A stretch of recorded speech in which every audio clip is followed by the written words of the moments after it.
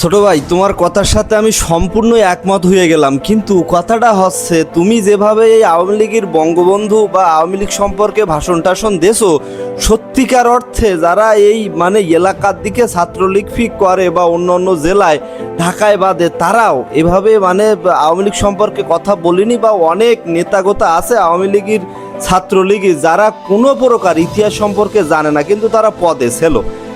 আর বিশেষ করে তারা ওই ঢাকার ছাত্রলীগ বা আওয়ামী লীগের সাথে যোগাযোগ করার বা ছবি ওঠার অনেক চেষ্টা করে, কিন্তু তারা কখনো পারেনি। আমি অনেকেরে দেখছি, কিন্তু তুমি আওয়ামী লীগের বিশেষ বিশেষ অনেক বড় বড় নেতার সাথে তোমার ছবি, তারপরে তুমি বঙ্গবন্ধুরে নিয়ে যে জ্বালাময়ী ভাষণ, কত সুন্দর। সত্যিকার অর্থে আওয়ামী লীগের সত্যিকারের যারা নেতা, ওই ছাত্রলীগ ছোট ছোট ছালিবিলে বা ছাত্রলীগ বা আওয়ামী লীগ, তাদের কারোর সাথে এমন সখ্যতা ছিল না যেমনটা আপনার বা তোমার সাথে ছিল। ছোট ভাই, তুমি ছোট ভাই মানুষ বলে তোমারে তুমি করে বললাম, কিছু মনে করো না।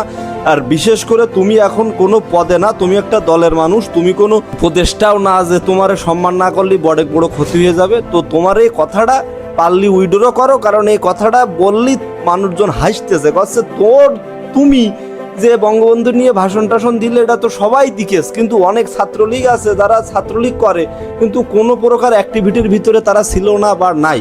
তো এই কথাটা মনে হচ্ছে ভুল হচ্ছে, আমি আমার কথা বললাম, এখন তুমি যা মনে করো তাই। এই আর থ্যাংক ইউ সো মাচ। ভিডিওটা ভালো লাগলে যদি যুক্তি পান তাহলে শেয়ার করতে পারেন, আর খারাপ লাগেও যদি কমেন্টস করতে চান, গালিগালাজ করতে চান তাও করেন, আমার কোনো সমস্যা নেই।